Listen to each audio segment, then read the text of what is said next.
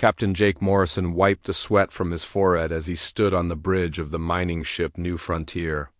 The ship had been working in the Kepler 442 system for 6 long months now, pulling rare metals from the floating rocks that circled the distant star. His crew of 47 people had become like family during their time so far from Earth. They were good people, hard workers who had signed up for this dangerous job because the pay was better than anything they could find. Back home, the bridge was quiet except for the steady hum of the ship's engines and the soft beeping of various machines. Outside the thick windows, Jake could see the endless black of space dotted with the gray and brown chunks of rock that made up the asteroid belt. Each rock held precious metals that Earth needed for building new ships and cities. It was boring work most of the time, but Jake had learned to find peace in the routine. Lisa Hayes sat at her station, monitoring the communication systems. She was young, maybe 25, with short brown hair and quick fingers that danced across her control panel. She had joined the crew straight out of training school, eager to see the galaxy beyond Earth's solar system. Most days her job was simple. She kept track of radio signals from other mining ships and sent regular reports back to Earth Command, but today something was different. Lisa's face showed confusion as she adjusted the settings on her equipment. Strange sounds were coming through the speakers, mixed with the usual static and noise of deep space. She increased the volume and listened carefully, her head tilted to one side like a dog hearing a distant sound. Jake noticed her expression and walked over to her station. He had been a military officer before taking this job, and he knew that unusual things in space often meant trouble. During his years in the Earth Defense Force, he had learned to trust his instincts and the instincts of his crew members. "What is it, Lisa?" Jake asked, leaning over her shoulder to look at the display screen. The lines and numbers meant nothing to him, but he could see that something had caught her attention. "I'm picking up a signal, Captain," Lisa said, her voice tight with concentration. "It's not like anything we usually hear out here. It's too organized to be natural space noise, but it's not coming from any human ship either." Jake felt a cold feeling in his stomach. They were thousands of light years from the nearest human colony, working in a system that was supposed to be empty of intelligent life. The company had assured them that this area of space was safe. With no known alien civilizations nearby, Lisa worked at her controls, trying to clean up the signal and make it clearer. After several minutes, the strange sounds became more defined. It was definitely a voice, speaking in a language that neither of them had ever heard before. The tone was urgent, desperate, with a quality that made Jake think of someone calling. "For help? Can you record it?" Jake asked. "We need to get this to the AI system for analysis." "Already doing it," Lisa replied, her fingers moving quickly across her panel.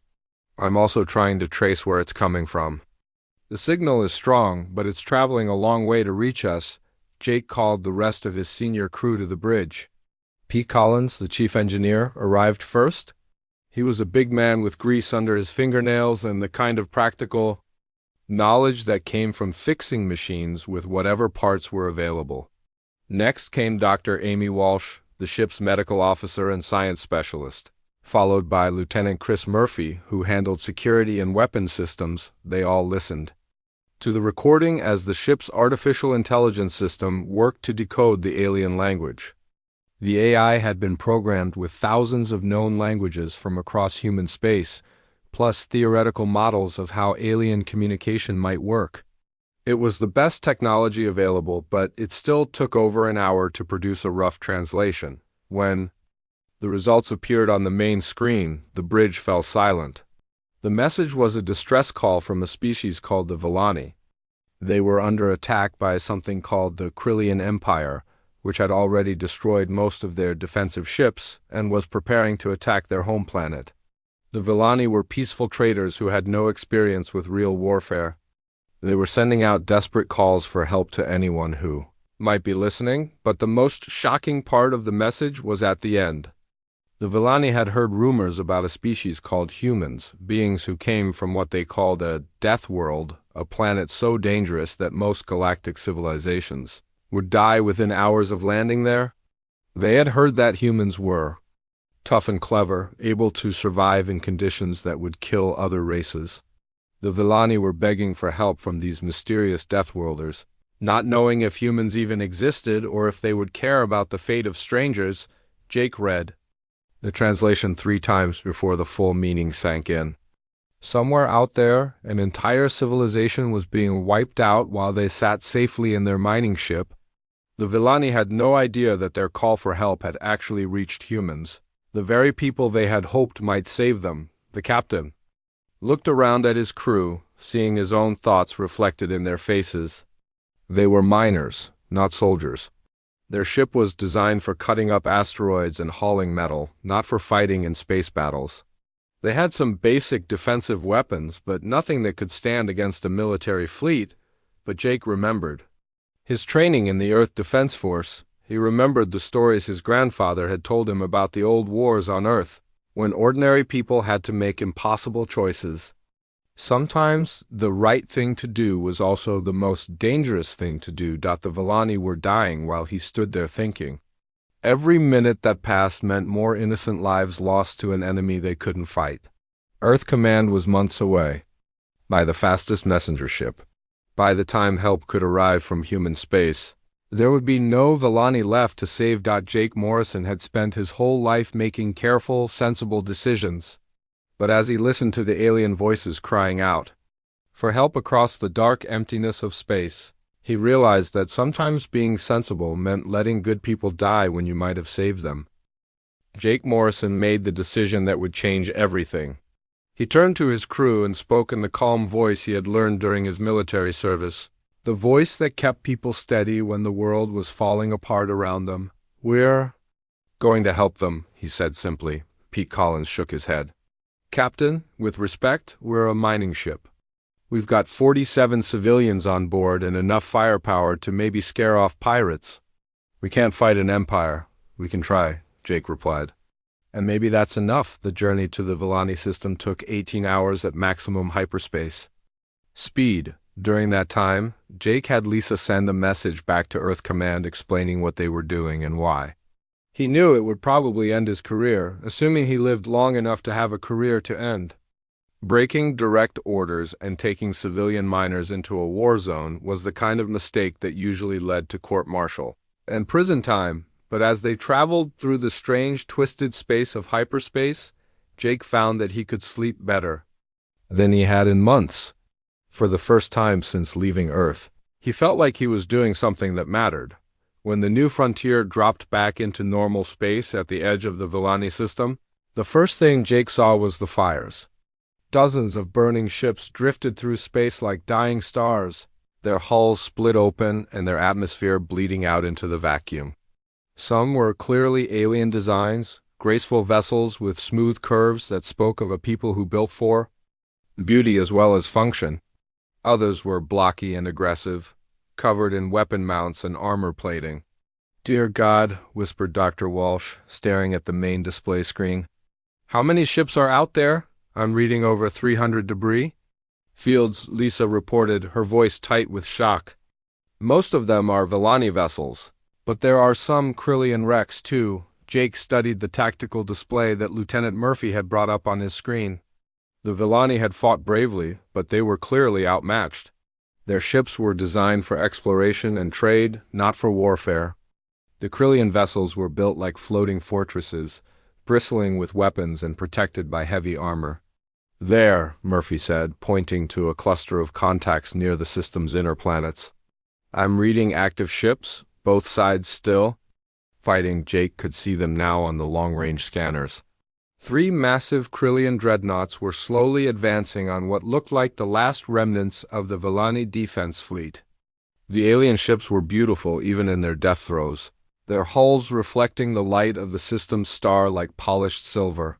But they were clearly losing, outnumbered and outgunned by enemies who had been designed for nothing but war. "Get me a communication channel to the Villani ships," Jake ordered. It took Lisa several minutes to establish contact, working through the interference caused by weapons fire and the exotic energies released by dying starships. When the connection finally stabilized, Jake found himself looking at the bridge of an alien vessel for the first time in his life. The being on the screen was clearly not human, but there was something familiar about the way he carried himself.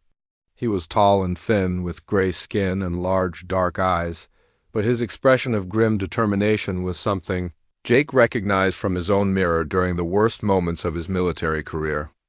"I am Admiral Zevkov of Volani Defense Corps," the alien said.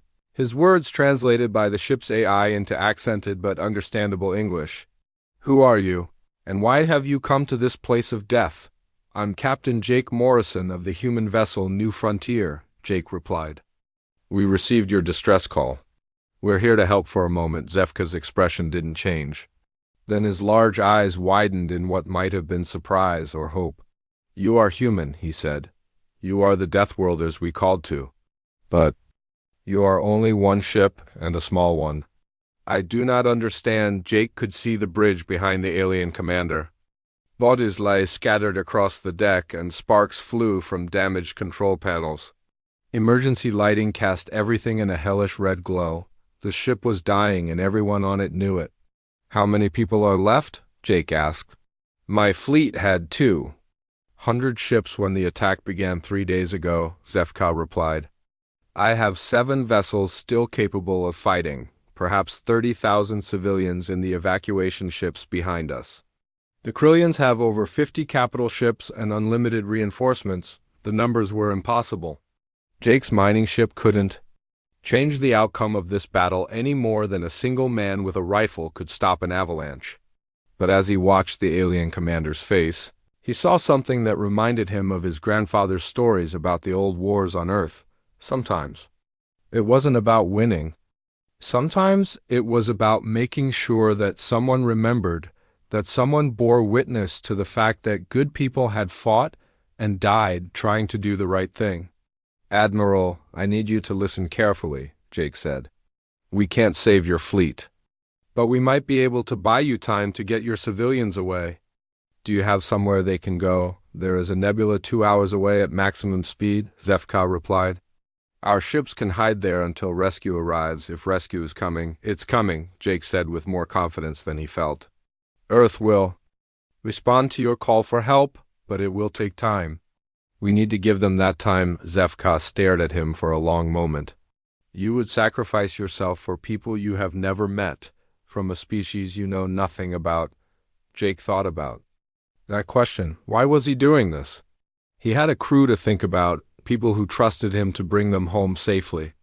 He had no obligation to these aliens, no orders from his government, no promise of reward or recognition. But he also thought about the message they had received. The desperate voice calling out across the emptiness of space for help from the legendary Deathworlders. Someone had believed that humans would come, that they would care enough to risk everything for strangers. "That's what humans do," Jake said finally. "We help people who need help, even when it's stupid or dangerous or impossible." Especially then, Admiral Zevka's alien features shifted into what might have been a smile. "Then you are truly the people we hoped you would be. What do you need from us?" Jake turned to his crew, seeing the same mixture of fear and determination on their faces that he felt in his own heart. They were miners and engineers and doctors, not soldiers. But they were also human, and that meant something. "Tell me everything you know about Krillian tactics," Jake said. "And then get your civilians moving toward that nebula. We'll hold the line as long as we can." Jake Morrison studied the tactical display while Admiral Zevka explained how the Krillians fought. The alien commander's voice carried the bitter knowledge of someone who had watched his entire fleet die learning these lessons. "They use overwhelming force," Zevka said, his image flickering slightly as weapons fire interfered with their communication link. "Their ships are heavily armored and carry massive firepower, but they move in predictable patterns. They advance in formation, destroy everything in their path, then consolidate their position before moving forward again." "Predictable is good," Jake muttered, making notes on his personal tablet. "Predictable means we can plan for it." "What about their commanders?" "They are proud warriors who believe that superior technology and numbers always win battles," the Volani admiral replied. "They have conquered 47 star systems using the same tactics every time." They have never faced an enemy that could adapt faster than they could bring up reinforcements. Jake nodded slowly. An idea was forming in his mind, the kind of desperate plan that his military instructors would have called either brilliant or suicidal. Probably both. He turned to Pete Collins, who was standing nearby with a worried expression on his weathered face. "Pete, how long would it take you to convert our mining equipment into weapons?" The engineer scratched his chin thoughtfully. "Depends on what kind of weapons you're talking about, Captain. Our cutting lasers are already pretty powerful, and we've got enough explosive charges to crack open a small moon. Give me a few hours, and I could probably rig something that would make a Krillian think twice about getting too close." "I need more than that," Jake said. "I need you to turn this ship into the most dangerous thing the Krillians have ever seen. At least for a few minutes." Pete's eyes lit up with the kind of enthusiasm that Jake remembered from his own engineering days. There was something about a truly challenging problem that brought out the best in people who worked with machines. "Well, when you put it like that, Captain, I think I might have some ideas." While Pete and his team began their work, Jake called Lieutenant Murphy over to discuss the tactical situation. The security officer was young but competent, with the kind of steady nerves that made him good in a crisis. "Chris, I need you to analyze the Krillian formation and find me their weak points," Jake said. "They might be predictable, but they're not stupid. There has to be something we can exploit." Murphy bent over his console, studying the enemy ships through the new Frontier's long-range sensors. After several minutes, he looked up with a grim smile. "Their biggest ships are in the center of the formation, protected by smaller vessels on all sides," he reported. "Standard defensive positioning, very solid against a conventional attack. But Captain, if something were to get inside that formation, something small and fast that they didn't take seriously, it could do a lot of damage before they could respond, like a mining ship that looked like it was running away," Jake suggested. "Exactly like that," Murphy agreed. Jake turned back to the communication screen where Admiral Zefka was waiting. The Villani commander's bridge was looking worse than before, with more sparks flying from damaged systems and additional bodies on the deck. "Admiral, I need you to do something that's going to sound crazy," Jake said. "I want you to broadcast a message saying that a human warship has arrived, but was damaged in hyperspace and is retreating to make repairs." Zefka's large eyes blinked slowly. "You want the Krillians to think you are more dangerous than you are.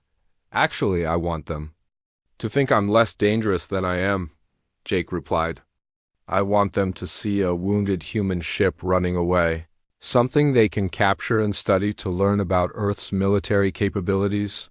Understanding dawned on the alien's face. "You want them to chase you? Some of them, anyway," Jake confirmed. "If I can draw off even a few of their ships, it might give your civilians enough time to reach safety." "And what happens to you and your crew?" Zefka asked quietly. Jake looked around the bridge at his people. Lisa Hayes was still at her communication station, monitoring Krillian radio traffic and trying to learn their language. Dr. Walsh was preparing medical supplies for the wounded they expected to take on board. Pete Collins was somewhere in the engine room, probably doing things to the ship's systems that would have given their designers nightmares. These were good people, brave people who had signed up for a dangerous job, but not for a suicide mission. Jake had no right to ask them to die for aliens they had never met. But when he looked at their faces, he saw the same determination that he felt in his own heart. "That's up to them," Jake said finally. "Anyone who wants to transfer to the Villani evacuation ships can do so now. No questions asked, no shame attached." For a moment, nobody moved. Then Lisa Hayes spoke up from her station without turning around. "With respect, Captain, we're staying," she said simply. All of us, the other crew members, nodded their agreement. Dr. Walsh managed a shaky smile. "Besides, someone has to keep Pete from blowing up the ship before we reach the enemy." Jake felt a warmth in his chest that had nothing to do with the bridge's heating systems. These people had chosen to follow him into hell, and he was going to make sure their sacrifice meant something. "Admiral Zefka, can you give us 30 minutes to prepare?" Jake asked. "I can give you whatever time you need," the Villani commander replied. My remaining ships will hold position and keep the Krillians' attention until you are ready. Thank you, Jake said. And Admiral, when this is over, make sure someone remembers what happened here. Make sure they know that humans answered your call. The galaxy will remember, Zefka promised.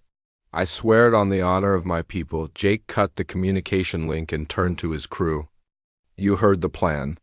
Pete, I need weapons that will surprise the Krillians. Lisa, start broadcasting our fake distress signal. Chris, plot us a course through the asteroid field where we've been working. If we're going to make our stand, let's do it on ground we know. As his people rushed to their tasks, Jake stood alone on the bridge for a moment, looking out at the battle raging in the distance. The Villani ships were dying one by one, their elegant hulls cracking under the relentless fire from the Krillian dreadnoughts. Soon there would be nothing left but wreckage and the memory of a people who had dared to call for help from the legendary Deathworlders. But the Deathworlders had answered. One small mining ship crewed by 47 ordinary humans was about to show the galaxy what that meant. Jake Morrison had been many things in his life: a soldier, an officer, a captain, a leader of miners and engineers. But today, for the first time, he was going to be something more. Today he was going to be the answer to a prayer sent across the darkness of space by people who believed that somewhere among the stars there existed beings crazy enough and brave enough to help strangers in need. The Krillians were about to learn what humans called that kind of crazy bravery. They called it being human. The plan worked better than Jake Morrison had dared to hope. When the New Frontier began broadcasting its fake distress signal about being a damaged human warship in retreat, General Vex Prime of the Krillian Fourth Fleet took the bait immediately. The Krillian commander had heard whispers about the mysterious humans for years. Stories passed between conquered species about Deathworlders, who came from a planet that would kill most galactic life forms within hours. Now one of their ships was wounded and fleeing, presenting a perfect opportunity to capture advanced human technology and learn Earth's location. Vex-Prime dispatched 3 heavy cruisers in pursuit, confident that his forces could overwhelm whatever remained of the human vessel's defenses. He had no way of knowing that Jake Morrison had spent 6 months mapping every asteroid, every gravitational anomaly, and every useful piece of floating rock in this system. The human captain led the Krillian ships on a chase through terrain that his crew knew like their own neighborhood back on Earth. Pete Collins had worked miracles in the short time available. The mining ships' cutting lasers had been refocused into concentrated beam weapons that could slice through Krillian armor. The ore processing systems had been converted into mass drivers that launched chunks of raw metal at incredible speeds. Most importantly, Pete had rigged the ship's entire supply of mining charges to detonate in a carefully planned sequence throughout the asteroid field. When Jake triggered the trap, the results exceeded even his expectations. Coordinated explosions sent massive asteroids tumbling into the Krillian formation, while focused laser fire targeted their engines and weapon systems. 2 cruisers were crippled immediately, their hulls breached in multiple places. The third ship tried to retreat but ran directly into a wall of accelerated debris that Pete had arranged with the precision of a master engineer, but victory came at a terrible cost. The New Frontier was dying, her hull cracked open like an eggshell, and her life support systems failing. Jake ordered all non-essential personnel to the escape pods while he and a skeleton crew prepared for one final gambit. As the remaining Krillian ship tried to limp away from the asteroid field, Jake set course for an intercept, intending to ram the enemy vessel with what was left of his ship. The collision destroyed both vessels, but not before Lisa Hayes managed to transmit a complete record of the battle back to the Villani evacuation fleet. Admiral Zefka received the transmission just minutes before his own ship was destroyed by the main Krillian force, but he had enough time to relay the data to the surviving civilian vessels fleeing toward the nebula. The escape pods from the New Frontier were recovered by Villani rescue ships, carrying 17 survivors including Lisa Hayes and Dr. Walsh. These brave humans became the first of their species to live among aliens, spending months learning Villani culture while they waited for rescue from Earth. But more importantly, Lisa had maintained communication with Earth throughout the entire battle. recording every moment of humanity's first contact with galactic civilization. The transmission reached Earth Command 47 hours after the battle ended. Admiral Susan Clark, commander of the Sol Defense Fleet, listened to the recordings in her office deep beneath the Colorado mountains. She was a career military officer who had seen action in the Titan Rebellion and the Mars Colonial Wars, but nothing had prepared her for what she heard in those transmissions. A single mining ship with 47 civilians had delayed an entire Krillian invasion fleet and saved thousands of alien lives. More critically, humanity's location was now known to a hostile empire that had conquered 47 star systems. Jake Morrison's heroic sacrifice had bought time for the Villani civilians to escape, but it had also painted a target on Earth.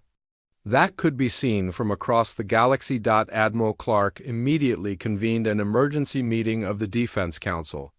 The implications of the Villani contact were staggering and terrifying. For 3 centuries, Earth had maintained a policy of cautious expansion and limited contact with alien civilizations. Human colonies had been established quietly on worlds that reminded settlers of home, always with the understanding that secrecy was their primary defense against hostile alien empires. The discovery of other intelligent species had been both exciting and frightening for humanity. Early contact had revealed that most galactic civilizations came from what humans considered paradise worlds, planets with stable climates, predictable seasons, and docile native life forms. These species viewed Earth as a nightmarish death world, where survival was a daily struggle against hostile weather, dangerous predators, and geological instability. This reputation had served humanity well during their first tentative contacts with galactic civilization. Most alien species were content to trade with humans from a safe distance, exchanging Earth's rare minerals and artistic works for advanced technology and information. Nobody wanted to visit a world where hurricanes could level cities, where earthquakes could swallow entire regions, and where the native wildlife included creatures that hunted in coordinated packs. But now the secret was out. A hostile empire knew that humans existed, and worse, they had witnessed human tactical capabilities in action. General Vex Prime had lost 3 heavy cruisers to a single mining ship, and he was not the type of commander to forget such a humiliation. Long-range sensors were already detecting the approach of a massive Krillian fleet heading toward Sol, bringing enough firepower to sterilize every human world in known space. Admiral Clark activated Protocol 7, a defense plan that had existed in theory for over a century but had never been implemented. Every human ship, station, and colony received the same priority message transmitted on frequencies that would reach even the most remote outposts. Earth's children were coming home to defend their birth world. The response surprised even Admiral Clark, who had helped develop the protocol decades earlier. Within hours, ships began appearing throughout the Sol system, emerging from hidden bases and secret installations that most of Earth's government didn't even know existed. Human expansion had been far more extensive than official records indicated, with colonies established on worlds that other species would consider uninhabitable. From the high-gravity mining colonies around Proxima Centauri came massive ships. Built like flying fortresses, their crews conditioned to accelerations that would crush most alien life forms. From the volcanic mining stations around Volf 359 emerged vessels equipped with armor and weapons that had been tested in environments resembling the surface of Hell itself. The methane harvesters of the outer system contributed ships designed to operate in conditions that would freeze most technology solid, but the most shocking revelation came from the deep space monitoring stations that had been watching the galaxy's major civilizations for generations. Humanity had not been as isolated as their leaders believed.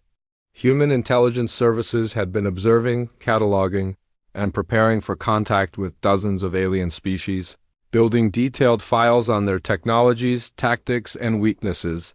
The Krillian Empire had conquered 47 star systems, using the same basic strategy every time, overwhelming force applied through predictable tactics, against enemies who had never experienced real warfare.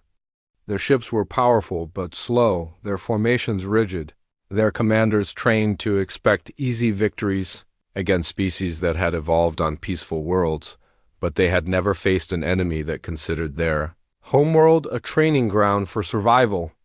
Earth had produced a species that viewed hurricanes as inconveniences, earthquakes as minor disruptions, and predators as challenges to be overcome rather than threats to be feared.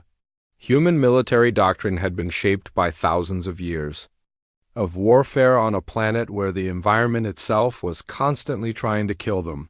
Admiral Clark looked at the tactical displays showing human ships gathering throughout the Sol system and realized that the Krillians had made a fundamental mistake. They had assumed that because humans came from a dangerous world, they would be desperate to avoid conflict.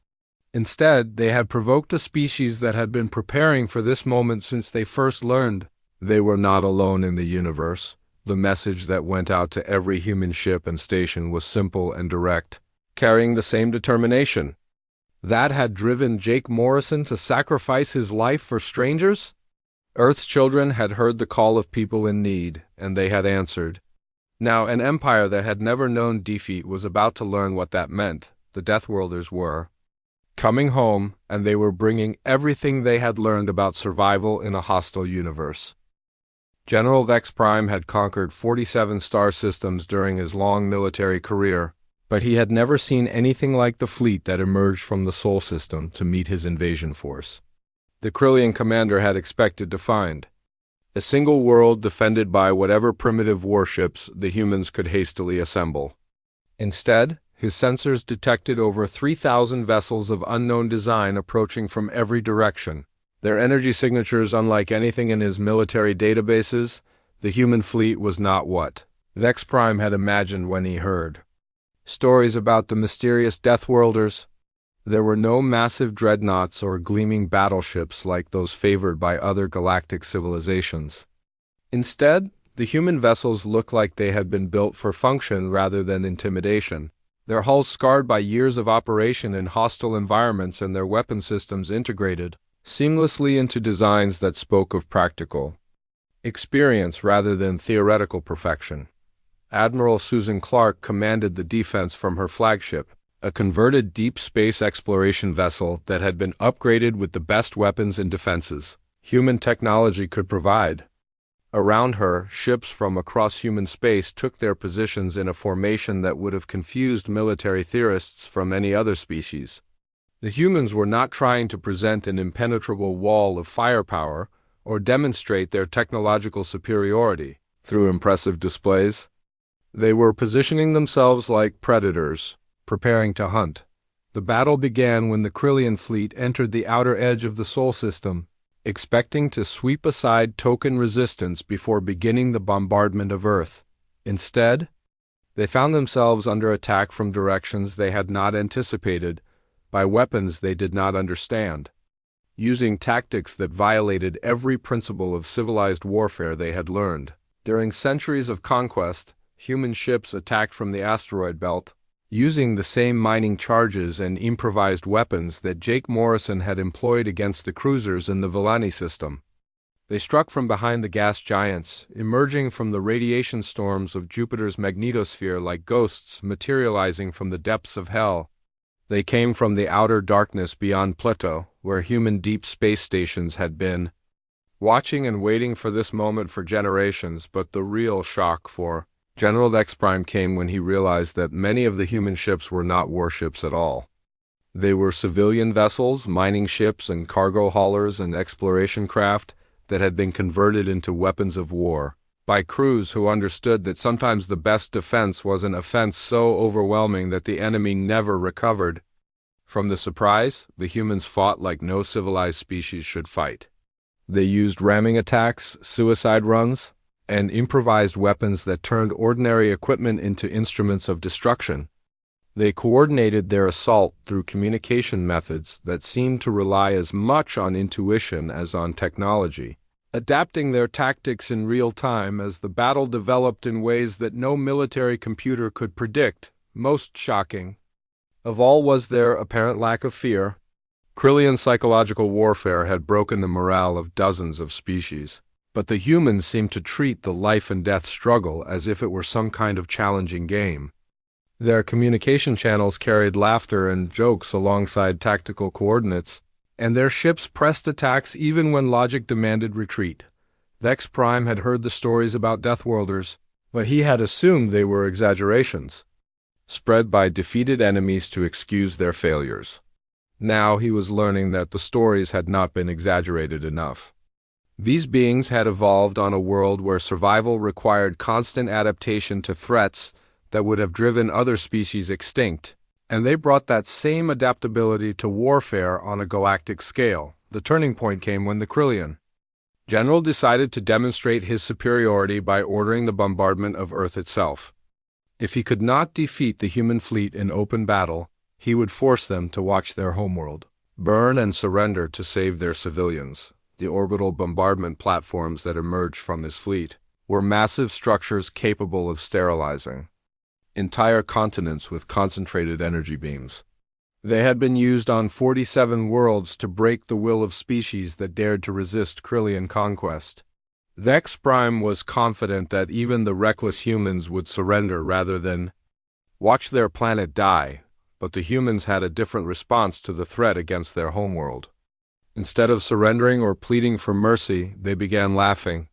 The sound echoed across every communication frequency as human crews shared what seemed to be some kind of private joke that the Krillians could not understand. Admiral Clark's voice cut through the laughter with words that Vex Prime would remember for the rest of his life, assuming he survived the next few minutes. "General, you obviously don't know much about Earth," she said, her tone carrying the same casual confidence.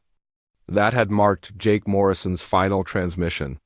"You're threatening to bombard a planet where the weather systems regularly generate storms that would tear your ships apart, where the ground moves without warning, and where the native life forms include creatures that hunt in coordinated packs.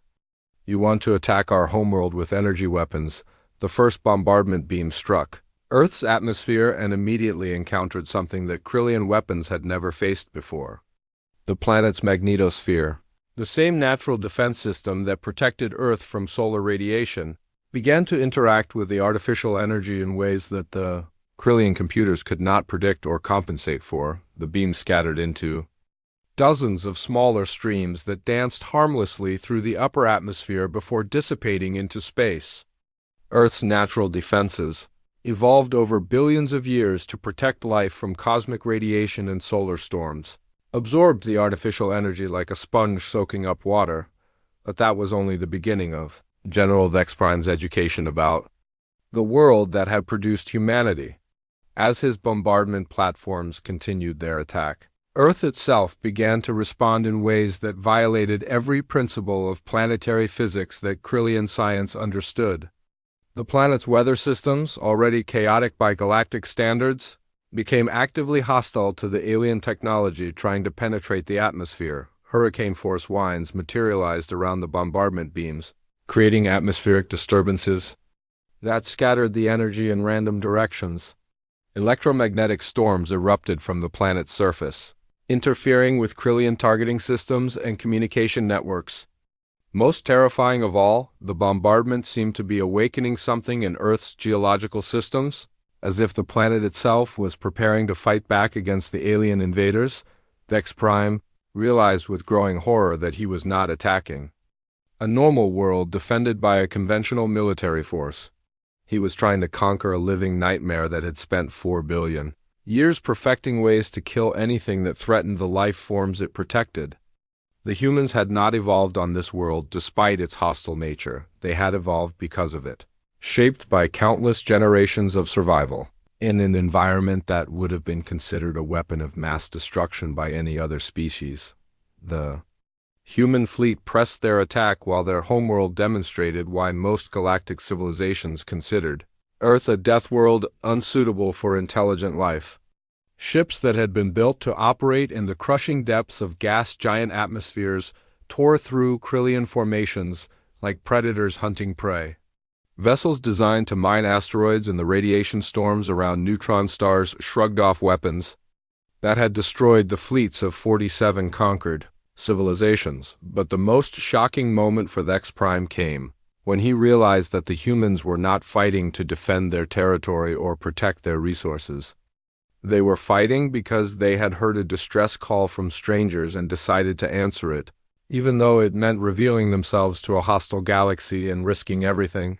They had built over 3 centuries of careful expansion. The battle cry that echoed across human communication channels carried the same spirit that had driven Jake Morrison to sacrifice his life for aliens he had never met. It was not a call for vengeance or conquest, but a simple statement of fact that summarized everything the galaxy needed to know about the species that called Earth home.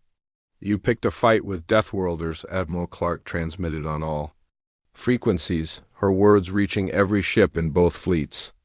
"We don't surrender, we don't retreat, and we don't abandon people who need our help. You wanted to meet the humans well. Here we are." The Krillian fleet began to break apart under the relentless human assault. Ships that had conquered star systems fled in panic as their weapons proved useless against enemies who treated impossible odds as interesting challenges. General X Prime watched his invasion force disintegrate around him and finally understood why no galactic civilization had ever attempted to contact the mysterious Deathworlders directly. They had not avoided Earth because they feared human technology or military might.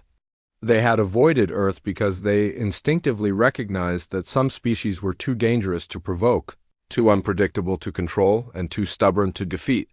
The humans had evolved on a world that tried to kill them every day, and they had responded by becoming the kind of people